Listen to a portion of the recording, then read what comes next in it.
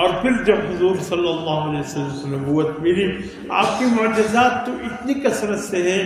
کہ خصائص کبریٰ علامہ جلال الدین سیوطی رحمۃ اللہ علیہ نے جو 2 جلدوں پر ایک کتاب لکھی ہے، یہ صرف حضور صلی اللہ علیہ وسلم کی معجزات پر مشتمل کتاب ہے۔ اس میں تعداد جو حضرت علامہ جلال الدین سیوطی رحمۃ اللہ علیہ نے تعداد حضور صلی اللہ علیہ وسلم کے معجزات کی جمع کیے ہیں وہ 1100 ہے۔ یہ سب کے سب عملی ہیں، لیکن جب حضور صلی اللہ علیہ وسلم دنیا سے تشریف لے گئے، یہ معجزات اثرات تو باقی رہے، اثرات تو باقی رہے، جیسے کہ یہ مدینہ منورہ میں ایک چشمہ ہے پانی کا، اس کو بیر شفا بھی بولتے ہیں، بیر علی بھی بولتے ہیں، یہ ذوالحلیفہ کے قریب ہے، بالکل جہاں سے مدینے کے عازم حج اور عمرے والے یا پاکستان سے جو مدینہ جاتے ہیں پھر واپس مکے عمرے کے جاتے ہیں، اسی جگہ احرام باندھتے ہیں۔ اور خوبصورت مسجد بنی ہے ابھی تو، یہیں پر ایک چشمہ تھا، پانی کا نمودار ہوا، پتہ چلا کہ یہودی نے اس چشمے میں زہر ملا دیا اور وہ مسلمانوں کے لیے باعث تکلیف ہو گئی، پانی کی پینے کا ایک چشمہ تھا۔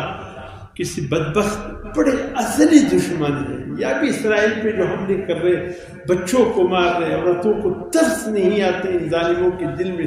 دل نہیں پتھر پڑے ہیں۔ یہ اب کی بات نہیں، یہ اس وقت میں حضور کے وقت میں جو دشمنی ان کے دلوں میں تھی، اللہ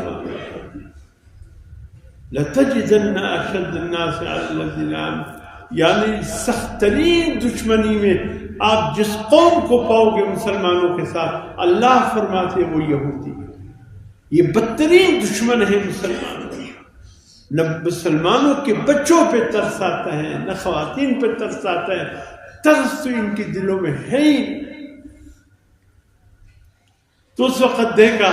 کہ ذوالحلیفہ کے آس پاس علاقے کے لوگوں کو ایک پانی، میٹھا پانی میسر ہے، اس سے فائدے اٹھا رہے، ایک یہودی بدبخت نے زہر لا کر اس چشمے میں ڈال دیا، غائب کیا۔ اب ہر ایک ڈر رہا تھا کہ کہیں زہر مل گیا اس پانی کے کنویں میں، پتہ نہیں زہر آلود ہو گیا، پینے کا قابل نہیں۔